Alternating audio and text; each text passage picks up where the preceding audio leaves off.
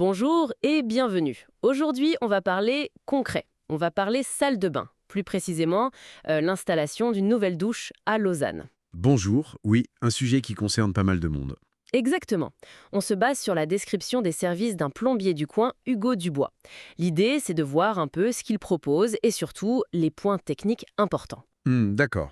Alors ce document, il est assez large. Il parle de transformation complète, mais aussi de simples remplacements, Oui, création de nouvelles salles d'eau, ou même installation de baignoires, de lavabos. Apparemment, il couvre plusieurs quartiers à Lausanne, Vallon-Béthuzy, Sébeillon, Malais. d'accord. Un service assez complet sur la zone. C'est ça. Mais ce qui m'a paru intéressant, c'est vraiment la diversité des types de douches. Ah oui. Oui, il y a des choses très ciblées. Par exemple, les douches pour personnes à mobilité réduite, les PMR. Qu'est-ce que ça veut dire exactement ça? Ah, mais ça c'est un bon point de départ, ça montre bien l'adaptation nécessaire. Oui, Pour une douche PMR, la source est très claire. Il y a des éléments clés. D'abord l'accès. l'accès. Oui, faut que ce soit de plein pied, zéro seuil à franchir. D'accord, vraiment plat. Voilà. Ensuite, on recommande un siège. Souvent, il est mural, pliable, pour pas prendre de place. Pratique. Et puis, la sécurité. Des barres d'appui sous vide, un mitigeur thermostatique facile à utiliser. Pour éviter de se brûler. Exactement. Et bien sûr, un sol antidérapant. Tout est pensé, en fait, pour la sécurité et l'autonomie. Ok, c'est très clair pour l'accessibilité. Mais si on cherche plutôt le côté design, moderne, le document mentionne des options intégrées. Tout à fait.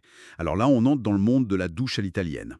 La fameuse. Oui, celle qui est au niveau du sol, sans receveur visible. Ou alors le receveur extra plat. Très bas, presque encastré. Mhm. Et on voit aussi les douches walk-in, souvent ouvertes sur un côté. C'est des choix esthétiques assez forts. Oui, ça change tout le look de la salle de bain. Complètement. Mais bon, l'option classique reste valable, remplacer une vieille douche ou mettre une cabine monobloc. Ah oui, les cabines. C'est parfois plus rapide, peut-être moins cher, et certaines ont même des petits plus genre hydromassage. Ces douches ouvertes, là, l'italienne par exemple, c'est super joli, mais j'imagine qu'il y a des contraintes. Le document doit en parler, non? Absolument. Et c'est même un point critique que la source soulève, l'étanchéité. Ah, le point sensible. Exactement, elle insiste sur le fait qu'il faut souvent la refaire en rénovation.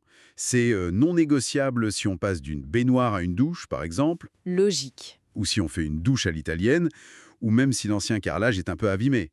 Si on néglige ça, c'est la fuite assurée. Oui, bonjour les dégâts après. Voilà, la source parle d'ailleurs de solutions spécifiques, les systèmes SPEC ou SEL. SPEC, SPCSCL, c'est quoi ça? Alors SPEC, c'est système de protection à l'eau sous carrelage, Mhm. et SEL, système d'étanchéité liquide.